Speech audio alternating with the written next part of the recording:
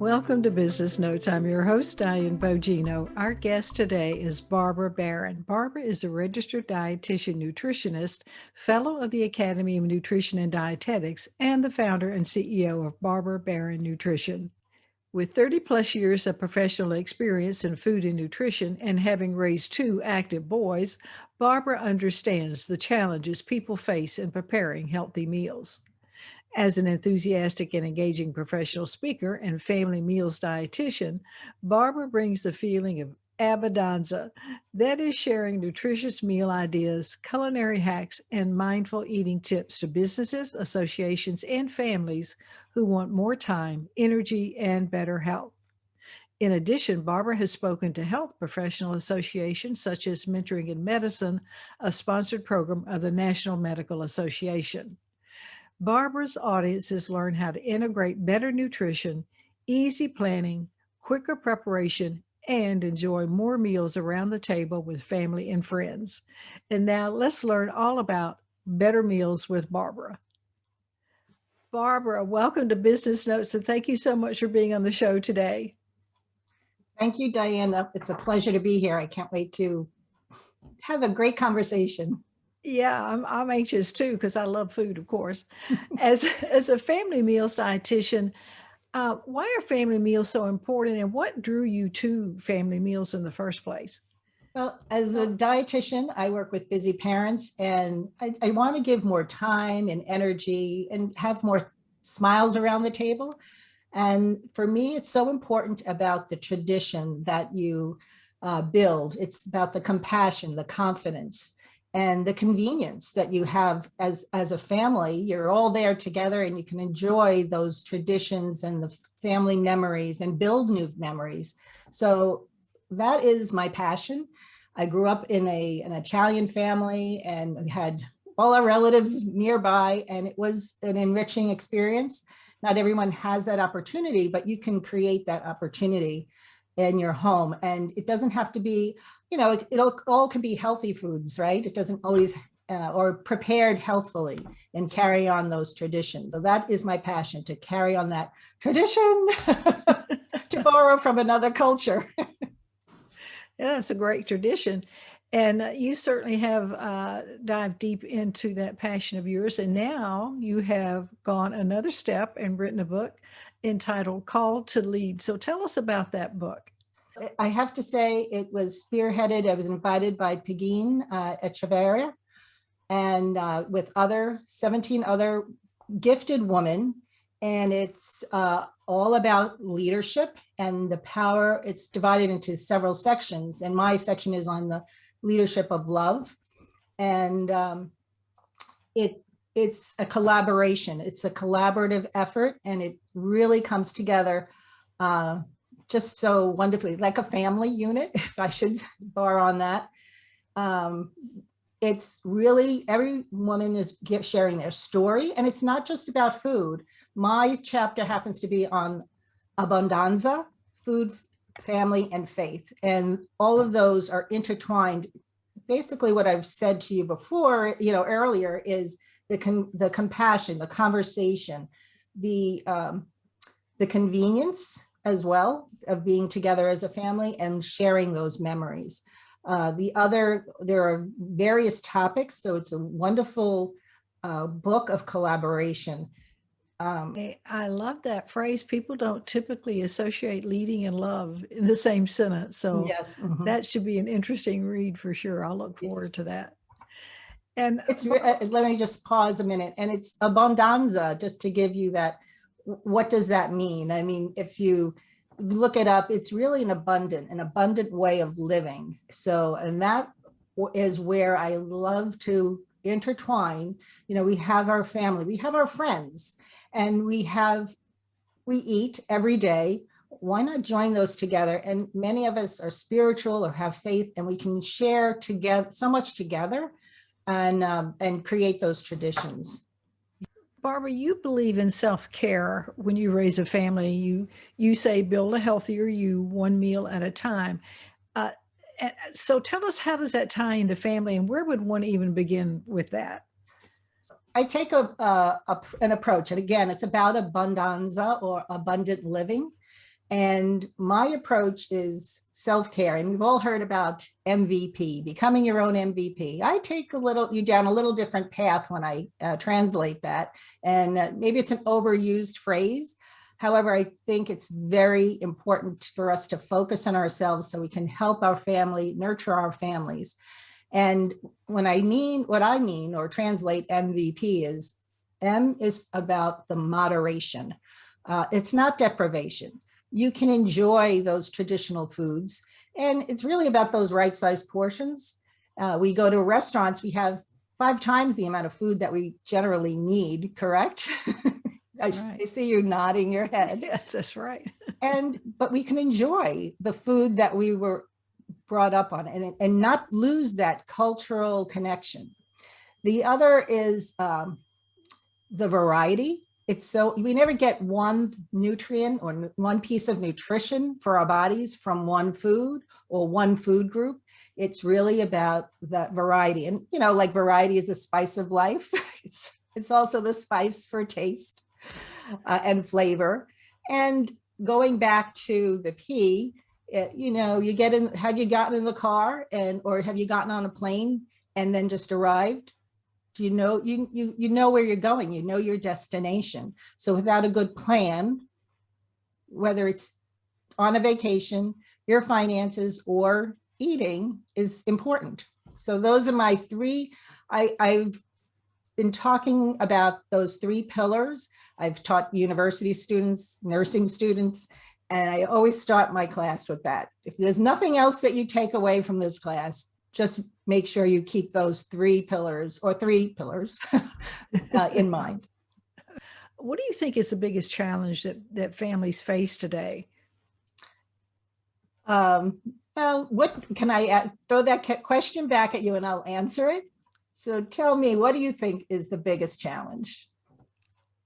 In my case, I have no imagination when it comes to preparing meals. I can help you with that. Okay, good. So the biggest, what was that? Oh, I was going to ask you, do you coach people individually? Oh, yes, I do one-on-one coaching. Great. I have meal plans. I have programs. I have the 90-day program. So I do, and I do have a jump start if someone wants to kind of like do a 15-minute, strategy call with me. I'll do that for free. So just getting back to your question, the number one thing that I find with all of my clients is time, and it was time before COVID and time during COVID. Now you think we're all together as a family, we're all in the same, maybe 4 walls or whatever, but it's the devices and that have drawn us in 5 million directions, whether it's at work, we're on our computers or our laptops. And that's for kids and moms and dads, parents. And then we have the play electronic games. And then there's, of course, let me just reach over this lovely device that is, I think this has become our second brain. And I just allow me to diverge a little bit digress, because I remember used to call your mom or your aunt or your uncle, how did you make this? What did you do this? Now we have this. So we lose a little bit of our family connection with this. I always have to remind myself, I'm not going to Google it. I'm going to call, well, my mother has passed, so I'll call Cousin Babe or Cousin Aunt. Yes, we have lovely nicknames in my family. So, and that's what I do. My Aunt Antoinette. So that's great. It sounds like a lot of fun. Mm-hmm. And in fact, I just made some holiday, I don't do a lot of baking, but I called my aunt. It's like, well, how do you do this? And because my mother's, I was deciphering her handwriting and little side notes. And I'm thinking, what comes first? You are also a speaker. So yes, let's talk about what types of programs you bring to, I think you talk to associations, you talk to corporations and groups. what information can you help them bring to their members to help their members stay healthy? It's really several things. We talk about the abundant living, abundanza. It's about your health, jumpstarting your healthy lifestyle. And it's really not hard. It's not, I steer away from fad diets. We'll talk about fad diets and why they work, because many of them do, but they're short-lived. They're not sustainable. And I have a little acronym for fad diets. It's called false effects of dieting. And I know it's not grammatically correct, but play with me here so that they're not sustainable, and it will work for the short term. I do bring this sustainable lifestyle, a healthy eating pattern, whether it's to have more vegetables and, again, family meals. There's so many benefits to family meals. And when you look at the studies, it's not just about, it's about that nurturing, but there's studies that really support the science around family meals or eating together. It's better nutrition, it's better, healthier weights for kids, and it's a better self-esteem. So especially in today's times, and this is something that I tie into my talks, and I get other people talking because I don't like to be the talking head, although I guess maybe I'm doing that now. So the thing here is that we want to, the family meals, if you just have one more family meal, if you have none this week, just do one. It doesn't have to be difficult. And that's the message I want to carry through or forward. Make it easy. It doesn't have to be so hard. And as long as you have a little bit of a plan, I've planned things out and structured, but life happens in the way, right? So there are many opportunities to eat together and eat healthfully. That's really interesting about how family meals can make you healthy in a number of ways. So interesting information. It nourishes your mind, your body, your soul. And yes, it does more than just nourish our bodies. Oh. What do you traditionally keep, or what staples do you recommend to keep in the kitchen? And piggybacking on that, what is your go-to recipe? Oh, I have so many. So before COVID, I would really counsel people in my kitchen, from my kitchen, because I love to open up a cabinet and say, look, this is, this has this nutrition or these nutrients, it has fiber. And then we talk about labels. I'd open up my fridge. It's just like an open book, because I want people to say, yes, it's doable. You can make this very reasonable and just small changes. So getting back to your question, staples, my go-to staples would be, I have so many. Think of your freezer as an opportunity for a quick meal. So if you have a time to cook, and growing up in an Italian American family, Sundays were macaroni and meatballs, gravy meat. So I do still this to this day. I use lean sirloin beef. You could use turkey. You could use, whatever suits your eating preferences. Anyway, I make my meatballs and I make my sauce, and I will freeze a big pot in small containers. It's in the freezer. And when I don't have time to cook, that's my go-to. It will defrost, and I freeze it in smaller containers. So it goes faster. It will defrost faster. That's a freezer staple. Pantry staples, I will have canned beans on hand. I love all types of beans, black beans, kidney beans, chickpeas, and that's a go-to protein, quality protein. That's when it's paired with a grain.